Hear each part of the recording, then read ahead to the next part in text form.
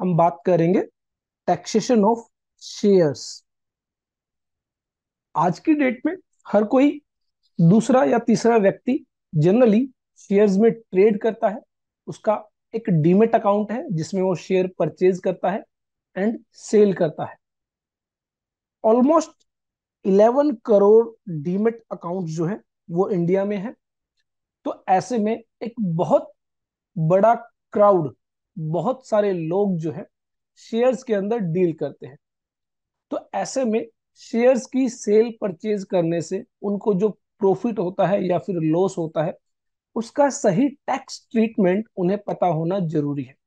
काफी सारे लोग होते हैं जो अच्छे प्रोफेशनल्स के साथ कांटेक्ट में होते हैं, जिससे वो अपनी सही इनकम डिटरमाइन करते हैं, कितना उनको ड्यूरिंग द ईयर शेयर्स की सेल परचेज से प्रॉफिट हुआ है, कितना उनको लॉस हुआ है, और अकॉर्डिंगली अपनी इनकम टैक्स रिटर्न के अंदर उसको वो डिक्लेयर भी करते हैं। लेकिन उसके बावजूद भी बहुत सारे ऐसे लोग हैं जिनको नहीं पता है कि शेयर्स की जो सेल परचेज वो करते हैं, उस पर जो प्रॉफिट अराइज होता है उस पर उन्हें टैक्स देना होता है। और काफी सारे लोग ऐसे भी हैं, उन्हें नहीं पता कि अगर ड्यूरिंग द ईयर उन्हें लॉस हुआ है तो ऐसे में उस लॉस से भी वो कुछ बेनिफिट ले सकते हैं। तो इस सेशन में हम बात करेंगे शेयर्स के रिगार्डिंग क्या टैक्सेशन इनकम टैक्स के अंदर बताया गया है, शेयर्स के रिगार्डिंग क्या बातें हमें पता होनी चाहिए, शेयर्स के रिगार्डिंग क्या टैक्स प्लानिंग हम कर सकते हैं। तो इस सेशन में अगर हम बात करें तो शेयर्स के रिगार्डिंग हम बात करेंगे, इंट्रा डे के रिगार्डिंग हम बात करेंगे, फ्यूचर एंड ऑप्शंस के रिगार्डिंग हम बात करेंगे। बहुत डिटेल में हम डिस्कस करेंगे एक एक करके सभी को। तो सबसे पहले हम स्टार्ट करते हैं शेयर्स के रिगार्डिंग। अगर हम बात करें किसी भी कंपनी के शेयर्स हम खरीदते हैं या फिर बेचते हैं, तो ऐसे में वहां पर बेसिकली तीन तरह की ट्रांजेक्शन्स हम देख सकते हैं। Number one is delivery based transactions, second is non delivery based transaction जिनको हम इंट्राडे एक्टिविटीज के नाम से जानते हैं, and third one is future and options transactions. Delivery based transactions वो है, जैसा कि आपको नेम से सजेस्ट होता है, यहां पर हम शेयर्स की डिलीवरी जो है वो अपने डीमेट अकाउंट में रिसीव करते हैं। इट मींस हमने कोई शेयर अगर खरीदा है तो वो हमारे डीमेट अकाउंट में हमारे पास आ जाता है, और उसके बाद हम क्या करते हैं, उन शेयर्स की सेल करते हैं या फिर उनको होल्ड करते हैं अपने पास। जनरली क्या होता है, जब भी आप कोई शेयर खरीदते हैं तो उसमें T+2 सेटलमेंट होती है। इट मींस जिस डेट में आप ट्रेड करेंगे उसके बाद 2 बिजनेस डे लगते हैं उस शेयर को आपके डीमेट अकाउंट तक आने में। तो इट मींस अगर आपने कोई शेयर मंडे परचेज किया है तो इट मींस वो जो शेयर है आपके डीमेट अकाउंट में वेडनेसडे जो है डीमेट अकाउंट में आपको रिसीव होगा। तो डिलीवरी बेस्ड ट्रांजेक्शन्स अगर आप करते हैं तो ऐसे में क्या टैक्स ट्रीटमेंट रहेगा, और अगर नॉन डिलीवरी बेस्ड ट्रांजेक्शन्स आप करते हैं, इट मींस आपने सेम डे शेयर खरीदा और सेम डे ही उस शेयर को सेल कर दिया, आपने वहां पर डिलीवरी ली ही नहीं। क्योंकि मैंने आपको बताया डिलीवरी के लिए T+2 सेटलमेंट होती है, और ऐसे में सेम डे आप उस शेयर को खरीदते हैं और सेम डे ही उस शेयर को सेल कर देते हैं। तो ऐसे में यहाँ पर कोई डिलीवरी आप रिसीव नहीं करते उस शेयर की। तो यह कहलाता है इंट्राडे। तो इंट्राडे के रिगार्डिंग क्या रहेगा, future and options. Future and options basically एक अलग तरह का प्रोडक्ट है जहां पर आप जो है किसी फ्यूचर डेट पर शेयर्स की सेटलमेंट करते हैं और आप उसमें डील करते हैं एट प्रेजेंट करंट डेट पर। तो यहां पर जो उस शेयर की सेटलमेंट है वो एक फ्यूचर डेट पर होती है, और जनरली उस शेयर की कोई डिलीवरी आप नहीं लेते हैं। लेट से मान लीजिए आपने कमिट किया कि आप आफ्टर 1 मंथ, 1 महीने के बाद कोई पर्टिकुलर शेयर, मान लीजिए रिलायंस इंडस्ट्रीज का, 1 महीने के बाद आप वो शेयर 1000 रुपए में खरीदेंगे, and after that 1 month shares का जो प्राइस है वो हो जाता है लेट से 1100 रुपीज। तो ऐसे में यहां पर 1000 रुपए का खरीदने की आपने जो है एक एग्रीमेंट किया, कमिटमेंट की, और शेयर्स का प्राइस है 1100 रुपीज। तो ऐसे में क्या होगा, 100 रुपीज का जो डिफरेंस है वो एज ए प्रॉफिट आपको मिल जाता है। क्यों? क्योंकि आपने कमिट किया था 1000 रुपए में खरीदने पर, और वहां पर मार्केट प्राइस हो गया है 1100 रुपए। इट मींस आपने ऑलरेडी उसको एक लोअर प्राइस पर बाय किया हुआ है। और इसका अगर उल्टा होता है, 900 रुपीज प्राइस हो जाता है, तो इट मींस आपने कमिट किया था 1000 रुपीज पर, आप उसको बाय करेंगे और करंट प्राइस है 900 रुपीज। इट मींस यहां पर आपको क्या है, 100 रुपीज का लॉस हो गया है। तो ये जो सेटलमेंट की जाती है, ये डिफरेंस अमाउंट की सेटलमेंट यहां पर की जाती है, कोई डिलीवरी यहां पर नहीं होती है। तो ऐसे में फ्यूचर एंड ऑप्शन दोनों अलग अलग प्रोडक्ट हैं अपने आप में, वो भी हम डिटेल में डिस्कस करेंगे जब हम फ्यूचर एंड ऑप्शंस तक पहुंचेंगे। तो एक एक करके हम यहां पर डिस्कस करते हैं कि किस ट्रांजैक्शन पर किस तरह का टैक्सेशन इनकम टैक्स के अंदर बताया गया है। तो सबसे पहले हम डिलीवरी बेस्ड ट्रांजैक्शंस की बात करेंगे, जहां पर जो शेयर्स हैं उनकी डिलीवरी आप अपने डीमेट अकाउंट में रिसीव करते हैं। तो ऐसे में डिलीवरी बेस्ड ट्रांजैक्शंस जो आप करते हैं, तो यहां पर सेल परचेज पर जो आपको प्रॉफिट होगा वो या तो इनकम फ्रॉम कैपिटल गेन माना जाएगा, या फिर इनकम फ्रॉम बिजनेस और प्रोफेशन माना जाएगा। मींस यह आप पर डिपेंड करता है कि डिलीवरी बेस्ड ट्रांजैक्शंस में आप किस तरह जो है एक्टिविटीज परफॉर्म करते हैं। अगर आप as a trader activities perform करते हैं, तो ऐसे में वो income income from business and profession treat की जाएगी। और अगर आप as a investor activities perform करते हैं, तो वो income from capital gain head में टैक्सेबल होगी। तो ये डिपेंड करता है आप पर कि आप जो एक्टिविटीज कर रहे हैं वो किस तरह की एक्टिविटी है। एज ए ट्रेडर आप ट्रेडिंग कर रहे हैं, या फिर एज ए इन्वेस्टर आप इन्वेस्टिंग कर रहे हैं, और उस पर जो सेल परचेज पर जो प्रॉफिट या लॉस होगा वो income from capital gain head में टैक्सेबल होगा। तो यहाँ पर एक डिस्प्यूट हमेशा रहता है कि वो इनकम फ्रॉम कैपिटल गेन होगी या फिर इनकम फ्रॉम बिजनेस और प्रोफेशन ट्रीट होगी। तो ऐसे में आपको देखना है कि आप किस तरह उन एक्टिविटीज में डील करते हैं। प्रॉफिट और loss from the delivery based share transactions can be offered to tax under two heads, that is capital gain और profit and gain from business और profession. A person can deal in securities either as a trader or as an investor. The income earned by him from the trading activities is taxable under the head business income. तो अगर आप as a trader activities perform कर रहे हैं, तो ऐसे में वो क्या मानी जाएगी, बिजनेस इनकम। और अगर if the shares are held as an investment, then income earned shall be taxable under the head capital gain.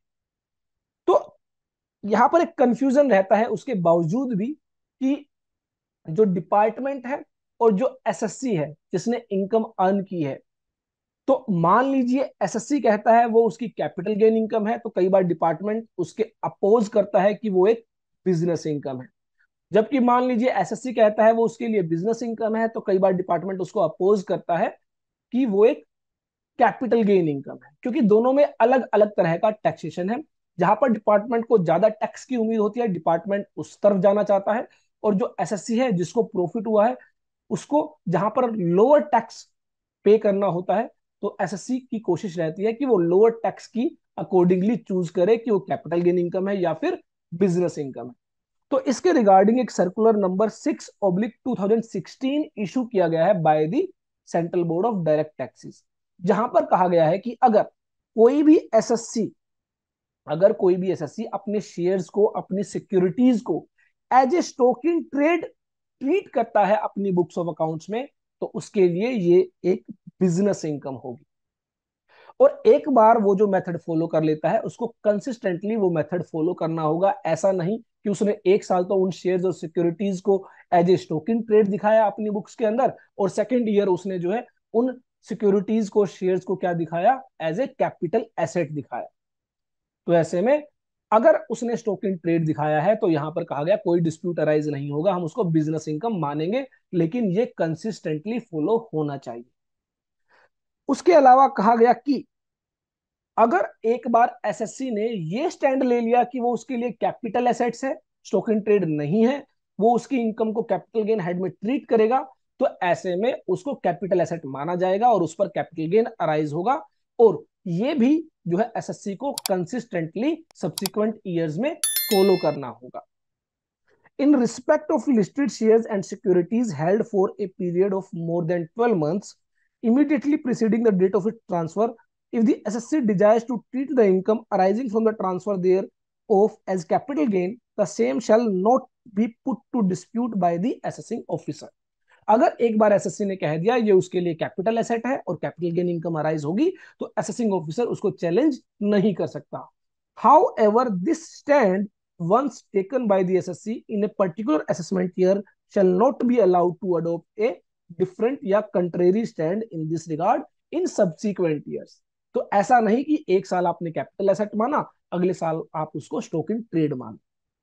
तो यहां पर कहा गया कि आप कुछ भी मानिए, एसएससी के फेवर में कहा गया आप कुछ भी मानिए, उसको चाहे स्टॉक इन ट्रेड मानिए चाहे कैपिटल एसेट मानिए, लेकिन उसको सब्सिक्वेंट ईयर में आपको जो है कंसिस्टेंटली फॉलो करना होगा। In all other cases, the nature of the transaction shall be decided on the basis of the intention of the SSC, whether the SSC intends to carry on the business or it's merely an investment।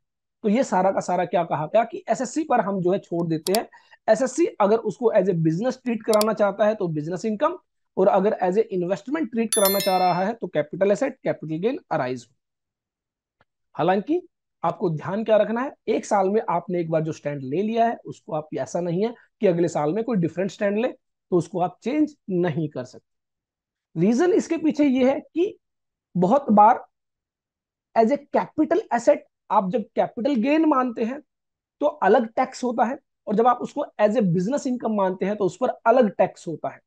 तो मैंने आपको बताया SSC चाहेगा उसको कम से कम tax देना पड़े, accordingly वो अपना स्टैंड लेता है, और असेसिंग ऑफिसर चाहता है कि ज्यादा से ज्यादा टैक्स रिकवरी हो, अकॉर्डिंगली असेसिंग ऑफिसर अपना स्टैंड लेता है। तो यहाँ पर इस सर्कुलर के रिगार्डिंग काफी सारा डिस्प्यूट खत्म करने की कोशिश की कि हम एसएससी पर छोड़ देते हैं कि एसएससी अगर उसे स्टॉक इन ट्रेड दिखाता है तो हम उसको बिजनेस इनकम मानेंगे, एसएससी अगर उसे इन्वेस्टमेंट मानता है, कैपिटल एसेट दिखाता है, तो हम उसको कैपिटल गेन हेड में ट्रीट करेंगे। अब डिलीवरी बेस्ड ट्रांजेक्शन अगर हम मान लेते हैं वो as an investor activities perform कर रहा है, तो जो इनकम अराइज होगी वो कैपिटल गेन हेड में इनकम अराइज होगी। अब डिलीवरी बेस्ड ट्रांजेक्शन्स में किस तरह की इनकम अराइज हो सकती है, तो सबसे पहले dividend income, second is bonus shares, and third is profit और loss on sale of shares. ये तीन तरह की बेसिकली आप ट्रांजेक्शन्स देख सकते हैं डिलीवरी बेस्ड सिस्टम में।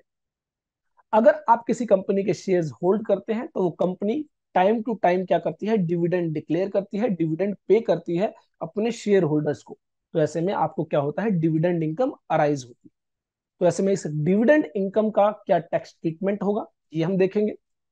इसके अलावा कंपनी अपने एग्जिस्टिंग शेयर होल्डर्स को कभी कभी जो है बोनस शेयर्स इशू कर देती है। It means free of cost, आपको कोई अमाउंट पे नहीं करनी है, फ्री में आपको कुछ एक्स्ट्रा शेयर्स दे दिए जाते हैं।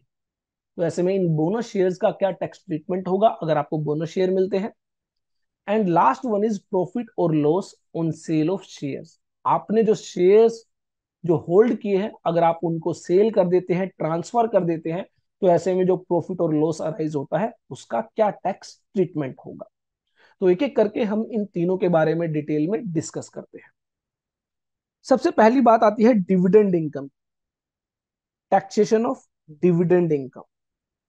तो डिविडेंड इनकम की अगर हम बात कर रहे, अर्लियर पहले डिविडेंड इनकम क्या होता था, जितना भी डिविडेंड शेयर होल्डर को रिसीव होता था वो शेयर होल्डर के हाथ में क्या होता था, एग्जेम्प्ट होता था।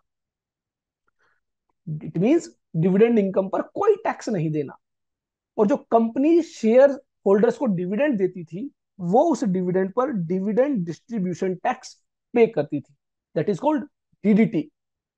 लेकिन इसके बाद इस लॉ को अमेंड कर दिया गया और कहा गया अब कंपनी डिविडेंड नहीं देगी, sorry, company dividend distribution tax नहीं देगी, और यह जो डिविडेंड होगा शेयर होल्डर्स के हाथ में टैक्सेबल होगा।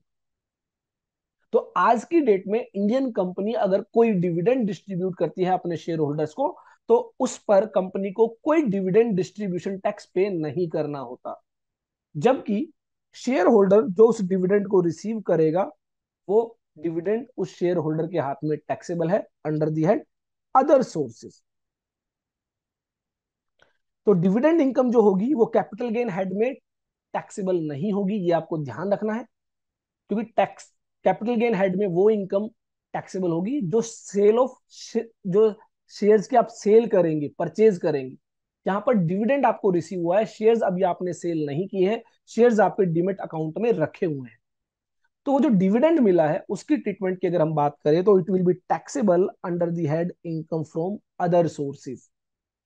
मैंने आपको बताया इससे पहले जो एग्जम्पशन थी 10 क्लोज 34 में, वो एग्जम्पशन विड्रॉ कर ली गई है from assessment year 21-22। It means आज की डेट में आपको जो भी डिविडेंड मिलेगा वो टैक्सेबल होगा। डिविडेंड जो टैक्सेबल होगा उसके लिए कोई स्पेशल टैक्स रेट नहीं बताई गई, ये आपके स्लैब रेट के अकॉर्डिंग टैक्सेबल होगा। इट मींस जो भी स्लैब्स आपके केस में एप्लीकेबल है, स्लैब्स जैसा कि आपको पता है 2,50,000 रुपीज तक नील, नेक्स्ट 2,50,000 रुपीज तक आपको जो है 5% का टैक्स पे करना होता है। After that next 5 lakh rupees per आपको 20% का टैक्स पे करना होता है, और अबाउट 10 लाख रुपीज आपको 30% का टैक्स पे करना होता है अगर आप ओल्ड टैक्स रिजीम में है। और इसी तरह न्यू टैक्स रिजीम है जहां पर जो है 5% ईच स्लैब पर जो है चेंज होता रहता है। तो आप कोई भी स्लैब जो है चूज करते हैं, वो स्लैब रेट के अकॉर्डिंग आपके जो है डिविडेंड इनकम टैक्सेबल होगी, चाहे आप न्यू टैक्स रिजीम में जाते हैं या फिर ओल्ड टैक्स रिजीम में जाते हैं। इसके अलावा कहा गया कि जो डिविडेंड आपको रिसीव होगा उस डिविडेंड से हम कोई भी एक्सपेंस आपको अलाउ नहीं करेंगे। फॉर एग्जाम्पल डिविडेंड रिसीव करने में, लेट से आपको डिविडेंड रिसीव हुआ 1,000 रुपीज का, और उस 1,000 रुपीज का डिविडेंड रिसीव करने में आपने 100 रुपीज का कोई एक्सपेंस कर दिया, तो आपके अकॉर्डिंग तो 900 रुपीज की इनकम मानी जानी चाहिए, लेकिन इनकम टैक्स कहता है कि ये जो 100 रुपीज का एक्सपेंस है ये आपका अलाउ नहीं होगा, हम पूरी 1,000 रुपीज की ही डिविडेंड इनकम मानेंगे। हालांकि इसके रिगार्डिंग एक रिलैक्सेशन दी गई। क्या रिलैक्सेशन? अगर आपने कोई लोन लिया है और उस लोन से आपने शेयर्स खरीदे हैं, आपने कोई लोन लिया है और उस लोन से आपने क्या किया है, शेयर्स खरीदे हैं, तो ऐसे में इस लोन पर आप जो इंटरेस्ट पे करेंगे, इस लोन पर आप जो इंटरेस्ट पे करेंगे वो आप अपनी डिविडेंड इनकम से लेस कर सकते हैं, लेकिन कितना? Maximum 20% of the dividend amount.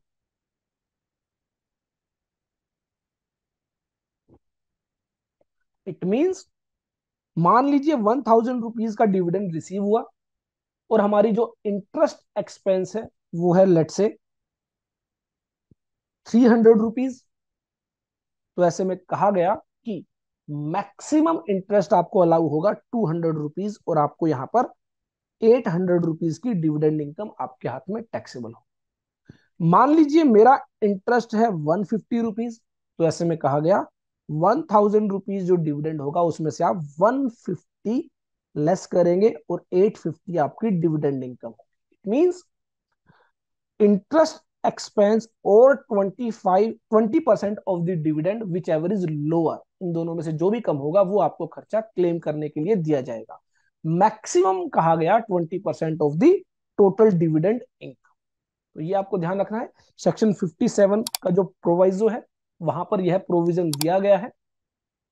इसके अलावा और कोई भी एक्सपेंस आपको अलाउ नहीं किया जाएगा। No deduction shall be allowed for any other expenses. एक और बात का आपको ध्यान रखना है कि जो कंपनी डिविडेंड देती है शेयर होल्डर को, उसकी लाइबिलिटी होती है कि वो 10% टीडीएस डिडक्ट करती है। इट मींस 10% टीडीएस डिडक्ट करने के बाद जो बैलेंस अमाउंट होगी वो शेयर होल्डर के अकाउंट में क्रेडिट किया जाता है। तो अगर आप मान लीजिए किसी भी व्यक्ति के केस में आप आईटीआर प्रिपेयर कर रहे हैं, इनकम टैक्स रिटर्न प्रिपेयर कर रहे हैं, और लेट से अकाउंट में जो डिविडेंड मिला है वो मिला है 900 रुपीज, तो यह जरूर चेक कर ले कि इस पर कितना टीडीएस डिडक्ट हुआ है। इसको मैं 9,000 की फिगर लेता हूं, 9,000 रुपए मान लीजिए उसके बैंक अकाउंट में रिसीव हुए हैं,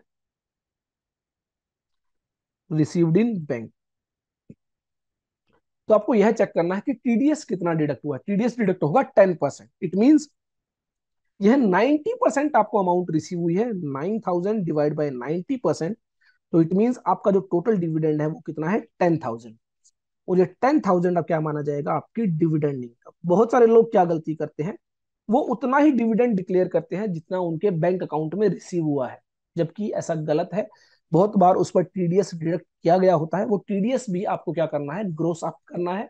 उसके बाद जो अमाउंट होगी वो आपकी डिविडेंड इनकम कहलाएगी। तो ये तो था डिविडेंड इनकम का क्या टैक्स ट्रीटमेंट होगा। जब भी आपको डिविडेंड मिलता है तो ऐसे में इनकम फ्रॉम अदर सोर्सेज में वो टैक्सेबल होगा, उस पर कोई खर्चा आपको अलाउ करने के लिए नहीं दिया जाएगा। सिर्फ अगर कोई इंटरेस्ट आप उसके रिगार्डिंग पे कर रहे हैं तो ऐसे में मैक्सिमम इंटरेस्ट भी 20% of the total dividend income आपको अलाउ किया जाएगा। इसके अलावा और कोई खर्चा आपको अलाउ करने के लिए नहीं दिया जाएगा। और ये भी आपको ध्यान रखना है कि जो जो अकाउंट में आपको टीडीएस रिसीव हुआ है उस पर टीडीएस, सॉरी, अकाउंट में जो डिविडेंड आपको रिसीव हुआ है उस पर 10% का डिविडेंड टीडीएस जो है डिडक्ट किया होगा बाय द कंपनी। तो ऐसे में वो डिविडेंड, वो टीडीएस भी आप उस डिविडेंड के अंदर ऐड करें। उसके बाद हमारी बात आती है बोनस शेयर्स की। तो बोनस शेयर्स मैंने आपको बताया, bonus shares means free of cost आपको शेयर्स दिए गए हैं बाय द कंपनी। तो ऐसे में टैक्सेशन ऑफ बोनस शेयर्स के रिगार्डिंग, जब भी आपको बोनस शेयर्स रिसीव होंगे तब कोई भी टैक्स ट्रीटमेंट नहीं होगा। इट मींस तब कोई भी आपकी इनकम नहीं मानी जाएगी। जब भी आप बोनस शेयर्स रिसीव करते हैं तो आपके डीमेट में जो आपके शेयर्स की क्वांटिटी होती है वो इंक्रीज हो जाती है, लेकिन आपकी इन्वेस्टमेंट अमाउंट उतनी ही रहती है जितने आपने ऑलरेडी एग्जिस्टिंग जो शेयर्स है, ओल्ड शेयर्स है, जितने में आपने उनको परचेज किया था। तो जब आप बोनस शेयर्स रिसीव करते हैं उस टाइम कोई टैक्स ट्रीटमेंट नहीं होगा। No tax treatment at the time of receipt of bonus share. और आपको इनकम टैक्स रिटर्न में भी डिक्लेयर करने की जरूरत नहीं होती कि ड्यूरिंग द ईयर आपने कितने बोनस शेयर रिसीव किए हैं। लेकिन अगर आप उन बोनस शेयर्स को सेल करते हैं तो ऐसे में जो है टैक्स ट्रीटमेंट आ जाता है। Tax is computed when bonus shares are sold. अब ऐसे में यहां पर आपको क्या देखना होगा, थोड़ी सी हिस्ट्री आपको पता होनी जरूरी है ताकि आप अच्छे से कोरिलेट कर पाए। 31 जनवरी 2018, इस डेट से पहले जब भी कोई व्यक्ति शेयर्स की सेल परचेज करता था तो ऐसे में according to the period of holding, means उस व्यक्ति ने उन शेयर्स को कितने समय के लिए होल्ड किया। अगर वो holding period up to 12 months है, मींस 12 महीने के अंदर ही उन्होंने उसको सेल कर दिया, तो ऐसे में यह शॉर्ट टर्म कैपिटल एसेट माने जाते हैं ये शेयर्स। और इन पर जो भी गेन अराइज होगा वो शॉर्ट टर्म कैपिटल गेन माना जाता है at the time of sale. और 15% का फ्लैट जो है टैक्स एप्लीकेबल होता है। लेकिन अगर ये शेयर्स की जो होल्डिंग है वो मोर देन 12 मंथ्स है, मींस 12 महीने से ज्यादा समय के लिए होल्ड किया और उसके बाद सेल की गई है, तो ये जो है लॉन्ग टर्म कैपिटल एसेट मानी जाती है ये शेयर्स। और इन पर long term capital gain arise होता है। और 31 जनवरी 18 से पहले यह सारा का सारा लॉन्ग टर्म कैपिटल गेन क्या था, एग्जेम्प्ट था। लेकिन 31 जनवरी 18 के बाद जो है यह लॉन्ग टर्म कैपिटल गेन जो फुल्ली एग्जेम्प्ट था, इसको जो है पार्शियली टैक्सेबल बना दिया गया है।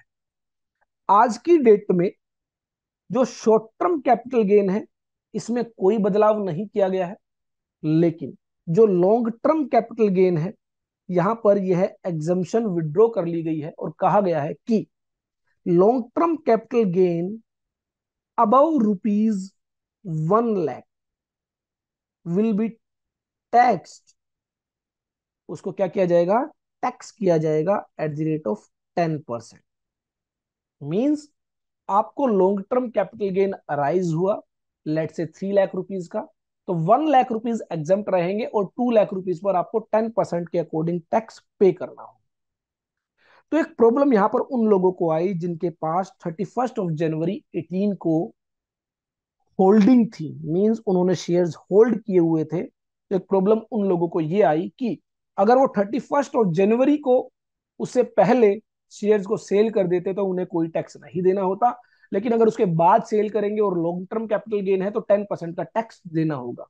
तो इसके लिए गवर्नमेंट ने एक रिलैक्सेशन दी कि कहा अगर कोई भी शेयर 31 जनवरी 2018 से पहले का है और उसको आप 31 जनवरी 2018 के बाद सेल करते हैं, तो ऐसे में जो शेयर्स की परचेज कॉस्ट है, जो शेयर्स की जो परचेज कॉस्ट है, कॉस्ट ऑफ एक्विजिशन है, वो ली जाएगी क्लोजिंग प्राइस ऑफ द 31 जनवरी 2018। इसका मतलब 31 जनवरी तक का वो जो कैपिटल गेन है वो टैक्स फ्री हो चुका है। क्यों? 31 जनवरी को मान लीजिए एक शेयर की कीमत है 2,000 रुपए और कहा गया कि 31 जनवरी को जो उसका क्लोजिंग प्राइस होगा वो होगा उसकी कॉस्ट ऑफ एक्विजिशन, तो इट मीन 2,000 रुपए ही उसका क्या होगा, परचेज प्राइस होगा। तो 31 जनवरी को वहां पर कोई प्रॉफिट नहीं होगा। लेकिन मान लीजिए 31 जनवरी के बाद ये शेयर सेल किए गए और लेट से प्राइस है 2,500 रुपीज, तो यहाँ पर माइनस किया जाएगा 2,000 rupees cost of acquisition, 500 rupees का जो है कैपिटल गेन अराइज होगा लॉन्ग टर्म। तो बोनस शेयर्स में यही बात बताई गई कि अगर बोनस शेयर जो आपको रिसीव हुए हैं वो 31 जनवरी 2018 से पहले रिसीव हुए हैं और उसको आप 31 जनवरी 2018 के बाद सेल कर रहे हैं, तो ऐसे में उनकी कॉस्ट मानी जाएगी closing price on 31 of January 2018।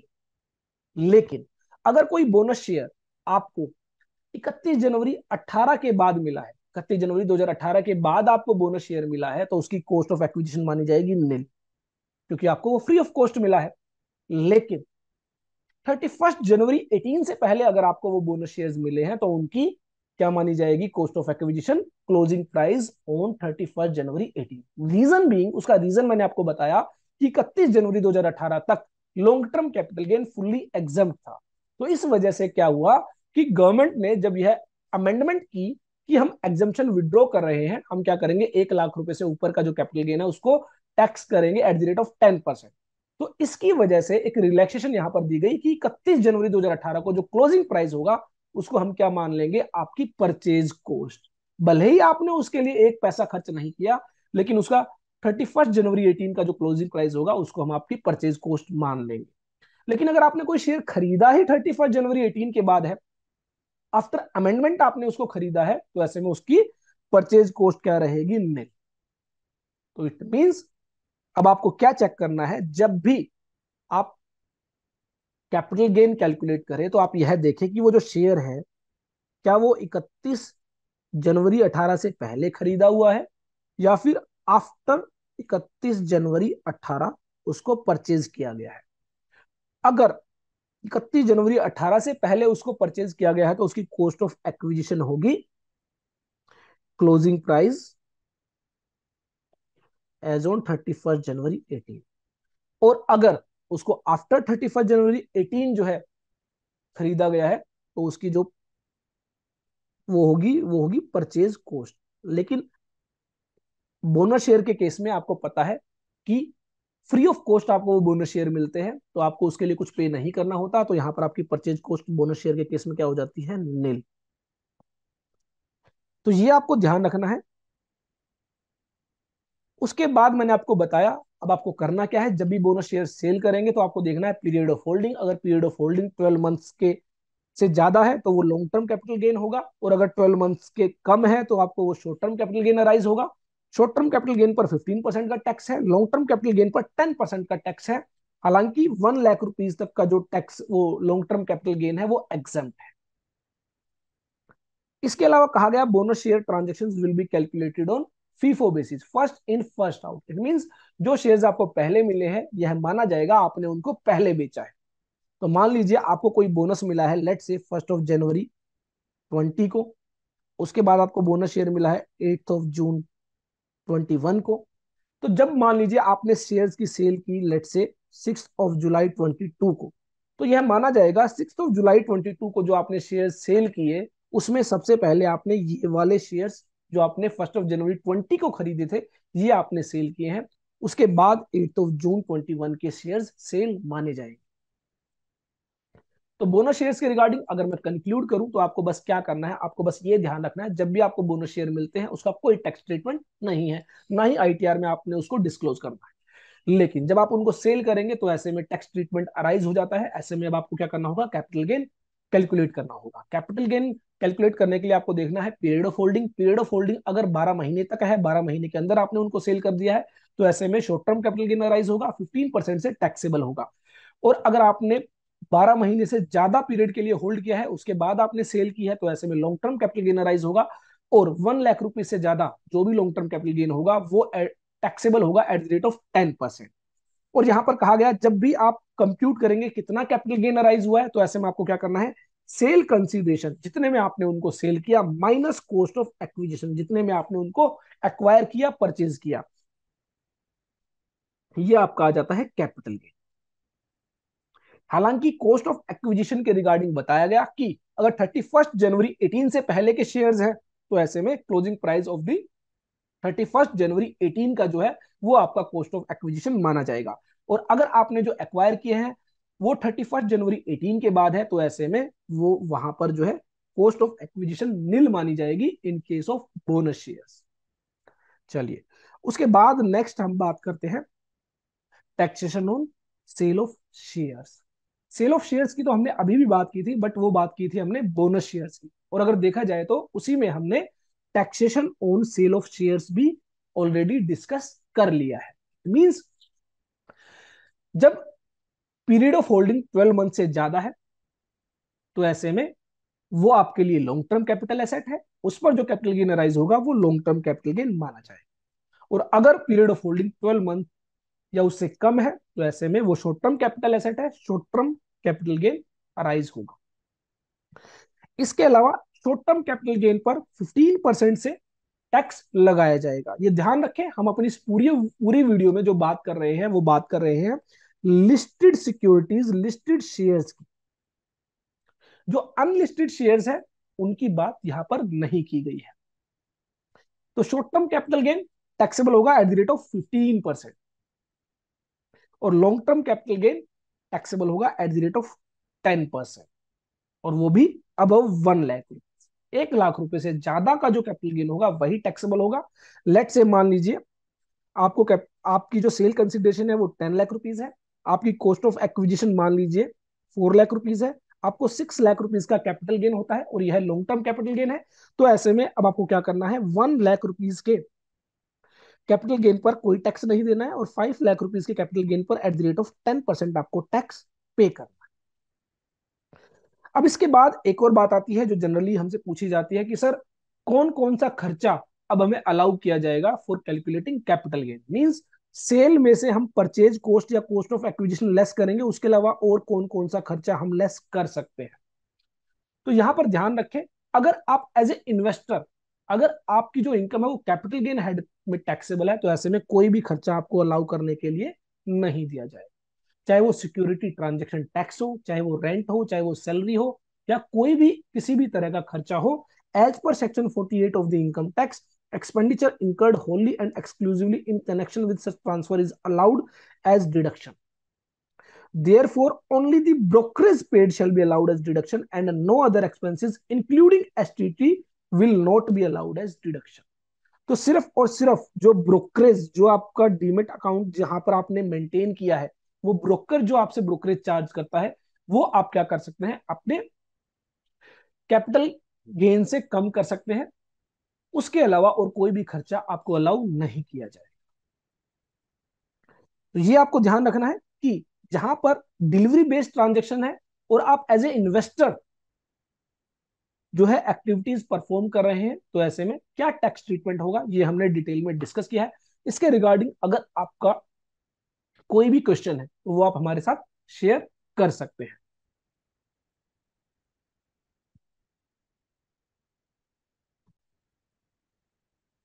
Next video में हम बात करेंगे डिलीवरी बेस्ड ट्रांजेक्शन अगर करते हैं एज ए ट्रेडर, जहां पर आपकी income income from business and profession head में टैक्सेबल होगी, वहां पर क्या टैक्स ट्रीटमेंट रहने वाला है।